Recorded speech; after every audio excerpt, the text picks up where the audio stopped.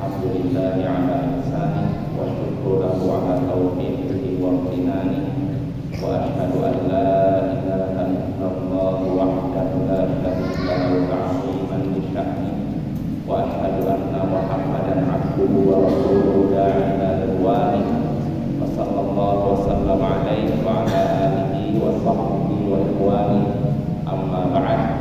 Ayyuhal ikhwah wal akhwat, a'azzani wa a'azzakumullah. Saudara-saudari yang semoga dimuliakan oleh Allah, kita bertemu kembali di malam Rabu untuk mengkaji pembahasan tauhid menggunakan kitab tauhid alladzi huwa haqqullahi 'alal 'abid. Karya Syekhul Islam Mujaddidud Da'wah Muhammad bin Abdul Wahhab bin Sulaiman At-Tamimi rahimahullahu ta'ala. Sudah lengkap semua, ada yang kurang. Tapi sudah lengkap. Sudah kita pada pertemuan sebelumnya kita sudah belum menyelesaikan. Kita lagi di bab kata Syekh bab maja'at tanjim, bab keterangan tentang tanjim, ilmu nujum. Suaranya jelas? Jelas ya? Sampai ke sana ya? Jelas ya? Tanjim atau ilmu nujum, dan ilmu nujum maksudnya ilmu yang mengaitkan kejadian atau mengaitkan munculnya bintang tertentu dengan kejadian yang di muka bumi, mengaitkan bintang tertentu dengan kejadian yang menimpa diri seorang. Ilmu nujum, jadi kalau muncul bintang ini, lahir seorang bayi lahir di ketika muncul bintang ini, bintang Leo misalnya, berarti nanti hari sialnya hari Rabu. Ada. Kalau misalnya anak lahir dia pasti bintang Sagittarius, berarti jodohnya wanita yang bintangnya apa? Venus ya kan? Yang itu. Nah itu namanya ilmu nujum. Nah itu yang seperti itu akan kita bahas hukumnya. Itu tidak diperbolehkan. Kenapa tidak diperbolehkan? Syekh di sini menyebutkan beberapa dalilnya, beberapa keterangan. Di antaranya Syekh menyebutkan perkataan Imam Bukhari dalam sahihnya, Sahih Bukhari, menyebutkan perkataan Qatadah di Amr bin Di'am As-Sadusi, seorang ulama tabi'in. Qatadah berkata, "Khalaqallahu hadhihi nujuma li-thalath." Allah menciptakan bintang-bintang yang ada di langit untuk 3 tujuan. Perhatikan ya, nanti kalian catat, satu saat akan ada tes ya. Putri juga, ini ke Putri kan? Putri ya, jadi Putri catat ya, yang perlu catat. Nanti di setiap akhir bab ada masalah. Masalah itu bisa dibilang kesimpulan dari isi bab tersebut. Nah kalian harus catat itu. Ya, kita ulangi lagi. Kata Imam Qatadah bin Di'am As-Sadusi, Allah menciptakan bintang-bintang yang ada di langit untuk 3 tujuan, tidak lebih. Pertama, zinatul lisama, pertama hiasan langit. Jadi Allah ciptakan bintang untuk menghiasi langit. Kalau tanpa bintang, seperti apa langit? Suram, kelihatannya tidak indah. Dengan ada bintang, indah sekali. Nah itu ya. Yang kedua, warujuman lisyayatin. Suaranya pecah atau jelas? Jauh sedikit soalnya. Alhamdulillah. Kalau bisa ada masukan ya. Atau ibu-ibu barangkali kalau terlalu ini sudah masih jelas. Nah, ini jelas ya. Coba. Yang kedua nih, rujuman lisyayatin. Fungsi diciptakannya bintang sebagai alat untuk melempar setan. Ya. Alat untuk melempar setan. Karena setan ini suka mencuri berita dari langit. Ketika Allah mewahyukan kepada malaikat begini, setan mencuri. Apa curi dengar? Ketahuan. Dan ketika itu setan bertumpuk begini. Ini setan A, di bawahnya B, C, D. Seperti apa ya?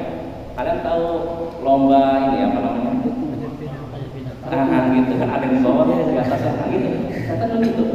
Dia mencuri berita langit langsung bisa diberikan kepada yang di bawah. Yang di bawah diberikan terus sampai ke lisan, sampai ke telinga kahin, dukun, tukang tenung, tukang ramal. Nah ini setan itu kerjanya mencuri berita yang Allah sampaikan kepada malaikat. Nah bintang itu Allah ciptakan dunia untuk melempar setan. Karena nanti sudah pernah kita bahas dalam kitab Tauhid dalam yang sudah berlalu. Jadi setan ketika mencuri berita dari langit nanti akan dikejar oleh syihab, itu bintang. Nanti setan ini ada yang belum sempat menyampaikan beritanya kepada kahin, keburu hantam, ya kan? Dan ada yang sempat memberikan berita ini kepada tukang tenung, tukang ramal, baru setelah itu kena syihab, meteor. Jelas ya? Nah, ini tujuan diciptakannya bintang untuk melempar setan. Yang ketiga, wa alamatin yuhtada biha. Yang ketiga yaitu sebagai tanda petunjuk. Petunjuk apa? Petunjuk arah kiblat. Kalau kita lihat bintang ini, oh berarti ini kiblatnya kiblat ke sana. Kalau bintangnya di sini berarti di sana. Nah ini biasanya orang-orang yang memang berpengalaman di mana? Di laut. Kalian tahu? Melihat arah dengan melihat bintang bisa? Nggak bisa sama. Kita semua nggak punya pengalaman. Maka jangan coba-coba nebak. Oh ini arah timur dari sana. Saya bisa menyesatkan kalian. Jadi serahkan kepada yang ahli. Ya karena kalau suatu urusan tidak diserahkan kepada ahlinya, tunggulah hari kiamat. Ya yang kacau. Betul tidak? Jadi jangan sok tahu. Kalau kita tidak tahu, kita tidak tahu. Jangan sok tahu ya. Nah ini 3 tujuan penciptaan bintang. Pertama untuk menghiasi langit. Kedua untuk melempar setan. Ketiga tanda petunjuk arah. Nah Imam Qatadah ketika menyebutkan tujuan penciptaan bintang cuma 3, ini dari perut beliau sendiri atau dari hasil apa? Wangsit atau apa? Tahu wangsit kalian? Jadi nggak tahu wangsit. Wangsit suara. Tahu nggak ya? Wangsit. Nggak tahu juga. Berarti ini masyarakat yang unik yang hanya ada di sana jawabannya. Wangsit itu apa? Apa yang diterjemahkan? Udah bahasa Indonesia kan ya masalahnya? Udah jadi bahasa Indonesia belum? Sudah ya masalah wangsit itu. Wangsit itu bisikan apa namanya? Ilham misalnya. Tapi biasanya identiknya dari setan. Wangsit. Ya itulah. Jadi kita mulai lagi. Imam Qatadah ketika mengatakan tujuan penciptaan bintang cuma untuk 3, ini bukan dari diri beliau sendiri, bukan dari hasil apa mengarang apa yang kira-kira tujuan penciptaan bintang. Oh ini 1, 2, 3. Beliau menyimpulkan mengatakan demikian berdasarkan hasil pengamatan beliau dalam Quran, dan memang ada dalam Quran. Contoh yang pertama, tujuan penciptaan bintang untuk menghiasi langit. Dalilnya dalam surat Al-Mulk. Walaqad zayyana as-samaa'a ad-dunya bimasabih. Sungguh telah kami hiasi langit dunia, langit yang dekat. Langit pertama, langit kedua maupun jauh lagi. Sungguh telah kami hiasi langit yang dekat ini, langit dunia ini dengan masabih, yaitu bintang. Nah ini. Jadi fungsi diciptakannya bintang untuk menghiasi langit. Pertama. Yang kedua, walaqad zayyana as-samaa'a ad-dunya bimasabih wa ja'alnaha rujuman lisyayatin. Dan kami jadikan bintang-bintang itu sebagai alat merajam setan. Rajam artinya apa? Dilempar. Nah ini menunjukkan fungsi bintang. Pertama, menghiasi langit. Kedua, untuk melempar setan. Lalu yang ketiga, kata Imam Qatadah, fungsi diciptakan bintang, tujuan diciptakan bintang sebagai tanda petunjuk arah. Ini berdasarkan firman Allah Ta'ala, wa bin najmi hum yahtadun. Mereka mengambil petunjuk lewat bintang. Petunjuk apa maksudnya? Arah. Dengan lihat bintang, oh berarti ini arah timur. Lihat bintang, oh ini arah barat. Nah ini saja tujuan diciptakannya apa? Bintang. Kata Imam Qatadah, faman ta'awwala fi ghayri dzalika akhta.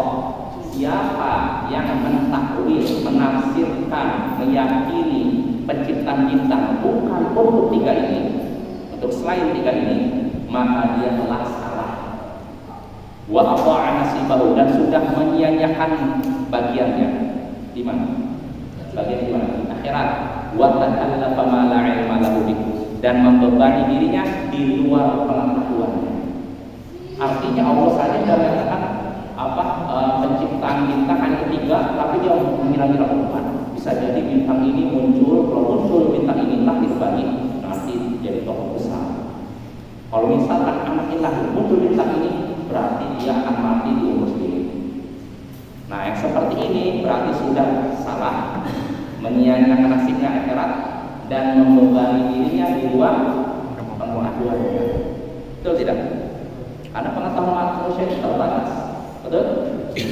Betul tidak? Ya, jangankan kita bintang. Taufik, coba, kamu tahu tidak apa yang dilakukan oleh Mantan dengan kamu? Nggak tahu kan? Manusia itu pengetahuannya terbatas kan? Ya kan? Terus ada yang bisa lihat orang sini kan? Yang di belakang kalau ada yang ada yang tahu? Kalian tahu, saya tidak tahu kan? Nah, itu menunjukkan pengetahuan kita terbatas. Ya, adapun Allah memiliki pengetahuan yang tidak terbatas. Makanya kita hanya bisa mengetahui ini untuk ini kalau Allah beritahu kita. Kalau Allah tidak beritahukan kita, apakah kita bisa tahu? Tidak. Contohnya masalah ini, penciptaan bintang, tujuan penciptaan bintang cuma 3, ini saja. Maka kalau kita cari lagi, mungkin adanya bintang bisa untuk mengetahui kapan matinya seorang, kapan lahirnya seorang, kapan hari siang. Ini berarti sudah membebani diri di luar pengetahuannya. Ya. Jelas? Ya, itu perkataan Imam Qatadah dalam Sahih Bukhari. Lalu kata Syekh Muhammad sini, Abdul Wahab, wa kana Qatadah ta'alluma manazil qamar wa lam yurqis fi Ibnu Uyainah fi dzakara wa harbun anhuma. Qatadah, Imam Qatadah di Amal Sadusi tadi tidak suka, membenci, mempelajari peredaran bintang. Dan Imam Ibnu Uyainah, Sufyan bin Uyainah juga tidak memberikan keringanan untuk mempelajari peredaran bintang, dan harus menyebutkan itu dari kedua, dari Imam Qatadah dan Sufyan bin Uyainah. Artinya ada ulama yang berpendapat mempelajari peredaran bintang ini tidak disukai, dibenci, dan dibenci menurut ulama besar hukumnya haram. Ya. Jadi kalau istilah benci menurut ulama terdahulu makruh istilahnya, bukan artinya dikerjakan, tidak dosa, ditinggalkan berpahala. Enggak. Kalau istilah makruh menurut ulama terdahulu maksudnya haram. Betul, hati ya. Jadi mempelajari peredaran bintang ini tidak disukai oleh Imam Qatadah dan Imam Sufyan bin Uyainah. Wa rakhasa fi ta'allumil manazil Ahmad wa Ishaq. Sedangkan Imam Ahmad dan Ishaq Rahawai, Ahmad ini Ahmad bin Hanbal, Ishaq bin Rahawai, keduanya memberikan keringanan untuk mempelajari peredaran bintang. Maksudnya apa? Kalau kita mempelajari bintang untuk menyatakan nanti si fulan nanti tanggal segini, nanti tanggal segini akan terjadi begini, terjadi begitu, ini hukumnya haram. Jelas. Adapun mempelajari peredaran bintang untuk mengetahui kapan terjadi musim dingin, kapan musim kemarau, kapan musim semi, ulama dalam ini ada beda. Kenapa? Pertama, ada ulama yang nggak boleh juga. Istilahnya ini ilmu astrologi. Kalau astrologi yang pertama astrologi. Pernah dengar astrologi? Yang bintang Leo, Sagittarius, yang itu. Apalagi ada apa? Iya, kalian pernah lihat kan? Biasanya ini ada di majalah-majalah remaja. Jangan kalian baca itu, syirik itu. Loh, saya kan cuma main-main aja. Kenapa main-main? Kalian bermain-main dengan syirik. Mau? Nggak, kecuali kalau kalian baca untuk dibantah. Cuman yang dibantah itu siapa? Ada orang yang dalam kalian. Maka nggak boleh kalian bermain-main dalam maksiat. Apalagi maksiat yang dosanya sangat besar, yaitu apa? Syirik. Maka kata para ulama nggak boleh kalian baca buku astrologi, walaupun iseng main-main aja. Saya kan tahu, saya nggak yakin itu astrologi. Cuma saya kan tahu apa sih? Saya bintang Sagittarius nih. Jodohnya wanita bintang apa ya? Iseng aja. Walaupun nggak yakin ini, bukan. Kalau yakin, syirik. Yakin. Jelas? Ini kalau ilmu astrologi. Ada pun astronomi, ilmu yang mempelajari peredaran bintang untuk menentukan musim. Musim ini nanti kapan ini. Nah, ini ada berbeda pendapat. Sebagian ulama menyatakan boleh dan sebagian tidak boleh. Pendapat yang kuat, Allahu a'lam, boleh. Kalau memang dibutuhkan, ya. Lewat bintang itu, ya itu kan berarti kan masuk ke kita. Kalau memang untuk itu itu nggak masalah, ada kebutuhan. Tapi kalau misalnya tadi munculnya bintang ini nanti akan ada yang mati di tanggal segini, nah itu boleh. Atau munculnya bintang ini seorang bayi lahir ketika munculnya bintang ini bentuknya apa seperti kalender apa namanya bintang apa? Scorpio. Scorpio, oh, berarti nanti jodohnya wanita yang misalnya Leo. Nah ini nggak boleh. Ya, nggak ada hubungannya seperti itu. Nggak ada. Tapi kalau misalnya mau kajian kita kira-kira muncul nggak ada di sini, itu nggak masalah. Apa musim semi kapan datangnya musim itu nggak masalah. Itu termasuk perkara yang diperbolehkan. Kalau memang dibutuhkan, adapun kalau tidak dibutuhkan, karena apa? Sebagian ulama ada yang tidak membolehkan. Nah, kalau ilmu astronomi yang dibutuhkan saja, sebagian ulama tidak membolehkan. Apalagi ilmu astrologi, ya itu lebih diharamkan. Jelas?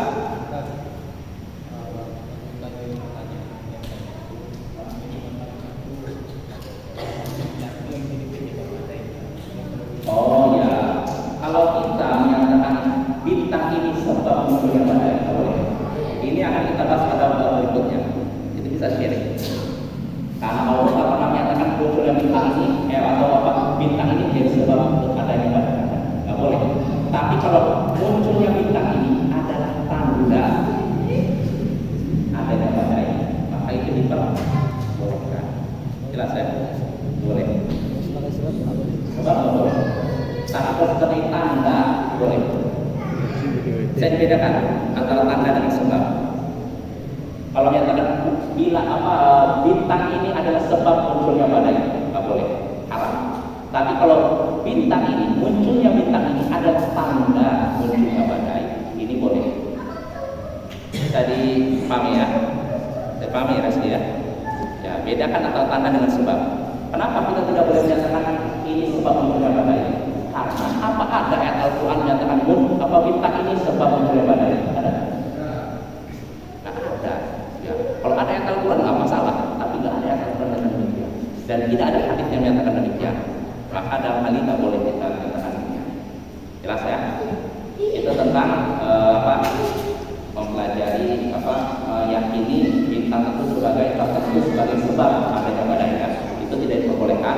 Tapi kalau meyakini itu tanda, itu diperbolehkan. Tanda munculnya. Nah itu pembahasan tentang astronomi dan astrologi. Nah di sini Syekh menyebutkan dalilnya. Kita kasih di sini. Sengaja saya ulang ya karena singkat dia. Kata Syekh rahimahullah wa an Nabi Musa qala Rasulullah sallallahu alaihi wasallam thalathatul la yadkhuluna al-jannata mudminul khamr wa qati'ur rahim wa musaddiqun bis-sihr. Rawahu Ahmad wa Ibnu Hibban fi sahihi. Dari Abu Musa, ia berkata, Abu Musa siapa? Ada yang tahu? Al-Asy'ari itu nama ininya, kunyahnya. Nama aslinya siapa? Abdullah bin Qais Al-Asy'ari. Asalnya dari mana? Ada yang tahu? Dari Yaman. Suku Asy'ari, suku Yaman. Ya kita lanjut dari Abu Musa Al-Asy'ari ini dia berkata Rasulullah sallallahu alaihi wasallam bersabda ada 3 orang yang tidak masuk surga. Ada 3 orang yang tidak akan masuk surga. Pertama, pecandu minuman keras. Kedua, orang yang memutus hubungan kerabat atau rahim. Lalu ketiga, orang yang membenarkan sihir. Ini hadis dari Ahmad dan Ibnu Hibban. Dalam hadis ini Nabi menyatakan ada 3 orang yang tidak akan masuk surga. Pertama, orang yang pecandu minuman keras. Mudmin artinya terus menerus. Kalau orang yang kadang tidak masuk. Tapi boleh nggak? Nggak boleh juga. Karena kata Nabi, orang yang minum khamr, sholatnya selama 40 hari tidak. Jadi minum sekali, kalau 2 kali. Hati-hati ya, jangan anggap remeh khamr.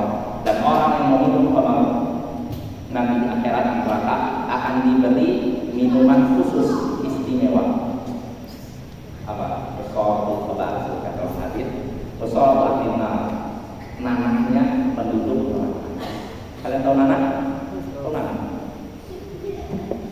Tahu nanah? Kalau kalian jatuh, ada lukanya kan? Kan keluar cairannya kan? Ya kan? Nah itulah nanah. Jadi orang yang suka meminum minuman keras nanti diberi minum dari nanah yang dikumpul pada seluruh neraka dunia.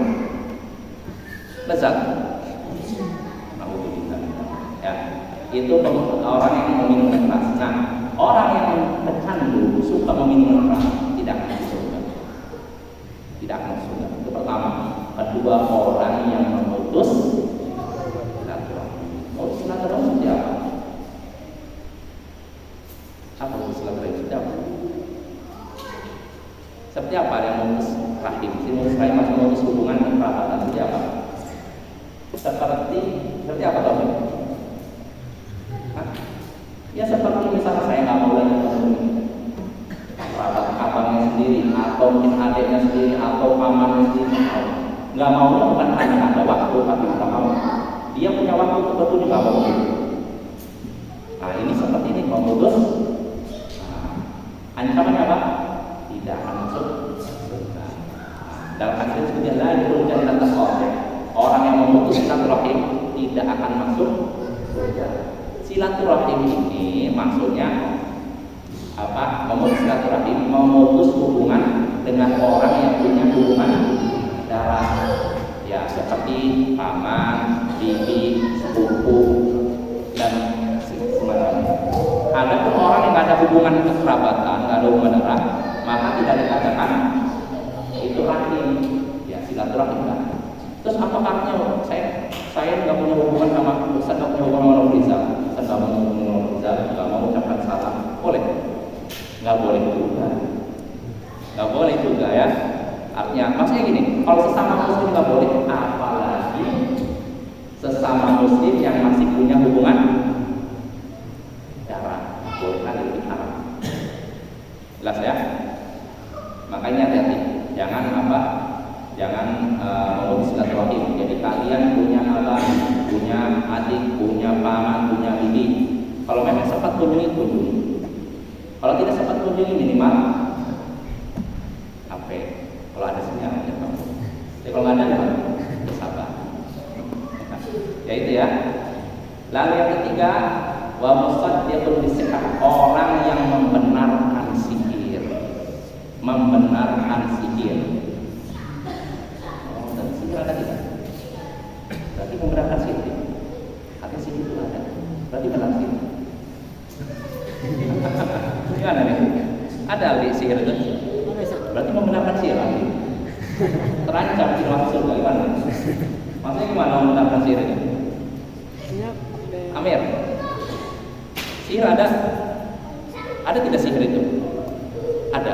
Berarti kamu membenarkan sihir. Maksud yang terancam tidak masuk surga bukan membenarkan adanya sihir, tapi membenarkan, menyatakan bahwa sihir itu baik, pelakunya benar, dan orang yang ngaku sihir itu bagus. Nah inilah yang terancam apa? Tidak masuk surga atau neraka. Tapi kalau orang yang yakin ada sihir, apakah terancam neraka? Enggak lah, karena Allah Subhanahu wa taala sudah menyebutkan dalam Al-Qur'an tentang sihir. Contohnya apa? Pada umat terdahulu. Sihirnya Fir'aun kan? Ya kan? Ada kan? Ya tidak. Ternyata sihir itu ada. Ini keyakinan Ahlussunnah wal Jamaah. Beda dengan Mu'tazilah. Karena kalau Mu'tazilah menolak adanya sihir. Karena Mu'tazilah ini adalah orang-orang yang suka mengedepankan logika. Apapun yang menurut mereka nggak masuk akal, mereka walaupun itu hadisnya sahih. Iya, kalau ayat Al-Quran berani mereka tolak? Berani nggak? Berani nggak orang Mu'tazilah menolak Al-Quran? Kalau kami menolak Al-Quran, apa konsekuensinya? Kafir. Makanya mereka nggak berani.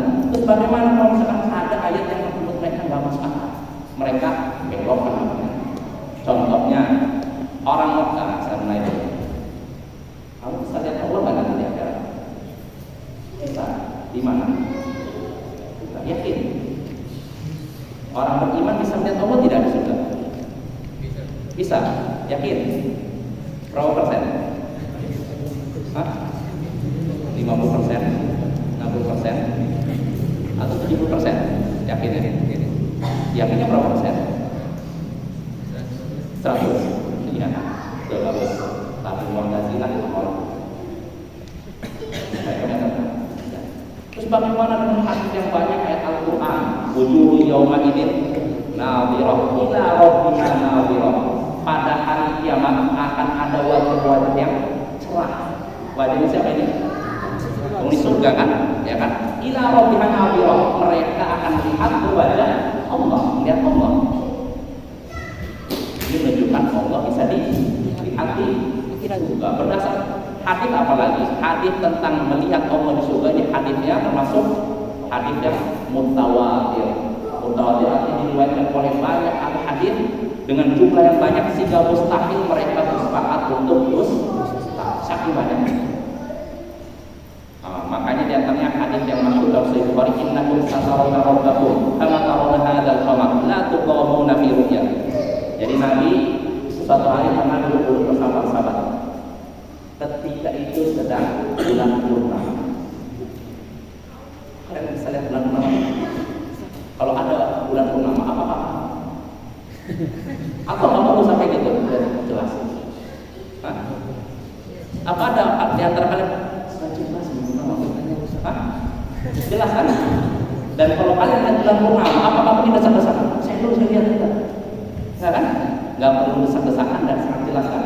Nah, kata Nabi, sesungguhnya kalian, ini berkata kepada para sahabat, akan melihat Tuhan kalian, yaitu siapa? Allah di surga nanti. Kalian akan melihat Tuhan kalian di surga nanti, sebagaimana kalian lihat bulan.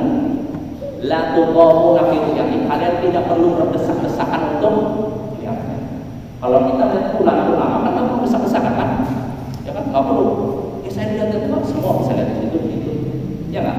Nah begitu pula ketika di surga nanti kita akan lihat Allah dengan jelas, tidak perlu berdesak-desakan.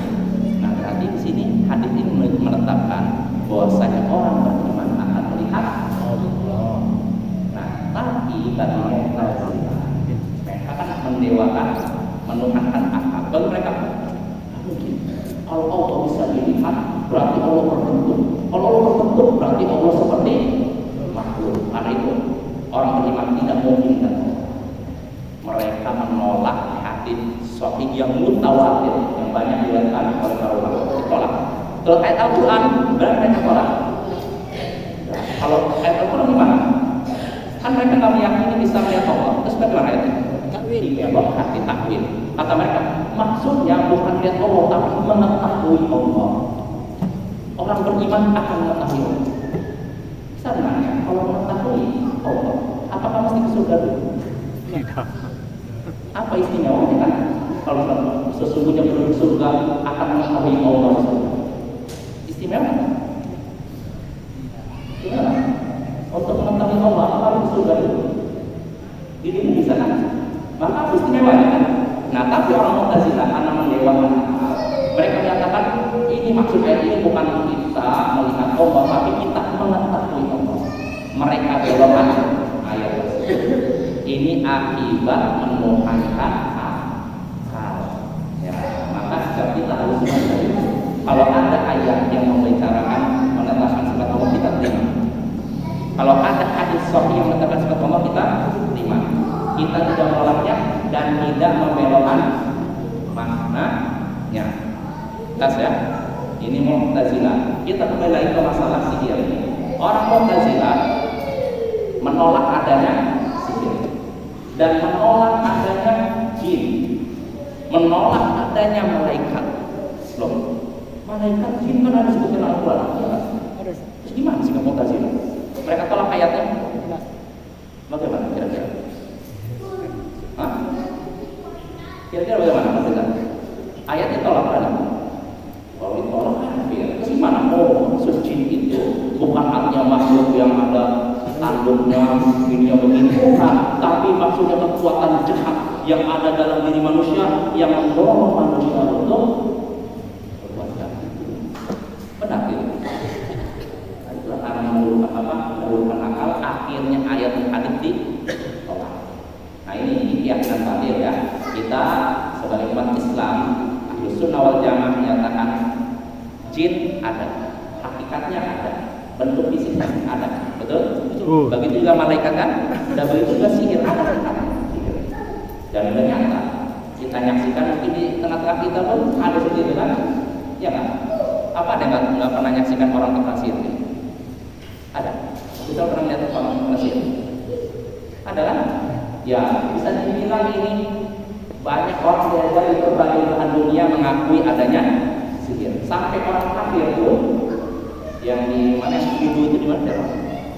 Dulu itu di Amerika Selatan itu sihirnya lebih ngeri lagi.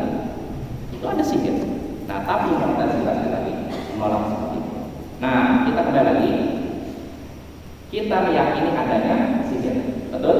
Nah, itu nggak masalah. Yang salah itu ketika kita katakan orang yang mempraktikkan sihir, dan boleh mendatangi tukang sihir. Nah, inilah yang salah. Kalau ada orang seperti ini membenarkan orang yang berbuat sihir, menyatakan bagus, dia benar, apalagi soleh, apalagi dikasih gelar mulia belum. Nah, ini seperti ini dianggap membenarkan sihir. Apa balasannya? Kata Nabi, tidak akan masuk surga. Kalau tidak masuk surga, berarti masuk mana? Ya tidak. Maka jangan sampai kita mempercayai tukang sihir. Apapun yang disampaikan. Ya. Ya pokoknya kalau yang bergelimang sihir, perdukunan apapun namanya, nggak boleh kita percaya dengan alasan apapun. Jangan sampai kita alasan kalau ini kan sihir putih, karena ada sihir hitam, sihir putih kan. Jadi ada sebagian orang ingin menipu umat dengan cara membedakan antara sihir putih, sihir hitam. Sihir hitam itu apa? Sihir untuk santet, ya nggak? Katanya untuk nyakiti orang, bisa bikin orang mati. Tapi kalau sihir putih itu apa? Sihir untuk mengobati orang yang lagi sakit diobati. Boleh sihir putih. Boleh sihir putih, sihir hitam semuanya sihir. Dan itu dosa besar, bisa mengeluarkan dari Islam. Ya, tidak. Jangan kita percaya, jangan mendatangi mereka dan jangan dengarkan ucapan mereka. Jangan sekali-kali. Kalau kita sudah terlanjur dengan ucapan mereka, bisa terbang. Lo usah gimana saya kuat di sana. Siapa? Ada tahu Dajjal? Tahu Dajjal kan? Tahu Dajjal? Tahu Dajjal? Siapa Dajjal? Apa kelebihan Dajjal dibandingkan manusia biasa? Iya, bisa menumbuhkan tanaman. Terus pada kita mengistimewakan banyak. Apa lagi? Apa yang lain? Menghidupkan orang mati. Apa lagi? Sudah itu aja. Berarti nggak terlalu istimewa. Menurunkan hujan banyak. Kalau dia tanya, ya tentu saja ini semua dengan izin Allah, ya kan? Dajjal ini udah dusta, pendusta. Bahkan kata Nabi, para nabi sejak Nabi Nuh sampai ini Nabi Muhammad memperingatkan umatnya tentang al-aqwat al-dajjal, si pice dusta. Karena Dajjal mengatakan ini, iya, dan dia tertulis kafaro, kafir. Jadi sudah disebarkan oleh Nabi dan Nabi memerintahkan siapa yang mendengar berita tentang Dajjal hendaknya menjauh, bukan mendekat. Karena apa? Kata Nabi ada seorang menyangka dirinya berteman, lalu mendekati Dajjal, akhirnya dia ikut Dajjal. Nah, jadi artinya apa? Jangan kita mendekati orang-orang yang mengucapkan kata-kata kufur, kata-kata syirik, kata-kata maksiat dan sebagainya. Itu bisa mempengaruhi. Bayangkan, oh Dajjal sudah jelas kafir aja, sudah dikabarkan oleh para nabi demikian banyak. Bisa-bisanya seorang mukmin tiba-tiba terpengaruh gara-gara apa? Mendekatinya. Ya kan? Hati-hati, jangan kalian mendekati dukun, tukang tenung, tukang ramal, itu kan alasan apapun. Kecuali yang para ulama diperbolehkan satu, datang untuk menjatuhkan dia, mempermalukan dia, supaya umat apa? Tahu bahwa dia itu pendusta, dia itu gak berdaya, itu apa-apa. Tapi kalau kita datangkan itu iseng main-main, nah ini hati-hati. Nabi SAW menyatakan, man salah apa? Man sana'arafan fasa'alu an syai' man ta'arafan fasa'alu an syai' lam tuqbal lahu salatul arba'ina yawman. Hadis riwayat Muslim. Siapa yang datang araf? Araf orang yang mengaku tahu barang hilang. Oh, Pak, saya ini pas saya hilang. Kira-kira di mana ya? Itu. Ya, dia oh, di baju dulu. Apa itu? Nah, yang seperti ini kata Nabi, siapa yang mendatangi Araf lalu bertanya kepadanya tentang sesuatu, sekedar bertanya, tidak menyatakan benar, maka sholatnya selama 40 hari tidak diterima. Nah, ini sholat 40 hari tidak diterima. Kalau cuma nanya, main-main saja, maka bagaimana kalau sampai? Hati-hati ya, jangan dengarkan para tukang sihir, tukang tenung, tukang ramal dengan alasan apapun ya. Kecuali kalau kita untuk menjatuhkannya. Kata para ulama, kalau kita mendatangi tukang tenung, tukang ramal untuk menampakkan kebatilannya di hadapan umat, itu diperbolehkan. Jelas? Tapi tinggal tengok dulu siapa yang datang. Kalau yang datang yang datang, gimana? Banyak. Jadi harus orang yang berilmu ya, iman yang kuat. Ada resikonya. Resikonya apa? Resikonya apa? Bisa ikut. Bisa ikut. Atau kalau bukan ikut, dia diselamatkan. Dia harus jangan. Ada beberapa kali saya pernah berkunjung ke sebuah ormas ngobrol dengan seorang ustaz yang sudah pengalaman lama di luar. Jadi dia punya murid-murid dikirim ke pedalaman daerah timur. Di antara murid-murid yang dikirim ada yang kasih dia terus istri. Terus diponya. Terus gimana Ustaz? Orang itu terus dipulang ada, terus balik lagi, dia balik lagi. Hebat. Jadi kan kapok. Dan yang kapok udah masih pulang balik lagi. Nah, kita butuh dari model ini. Bermental, baca. Bukan bermental, tempe atau yang baru pernah bertak dikit dulu. Ya, jelas ya. Ini cukuplah di sini. Waktunya jam berapa? Sampai ini kan? Sampai isyarat. Sekarang sampai isyarat ini berapa? 14. Oh iya, cuma 3 ada cukup lah. Soal pada pertemuan berikutnya tinggal 3 menit lagi.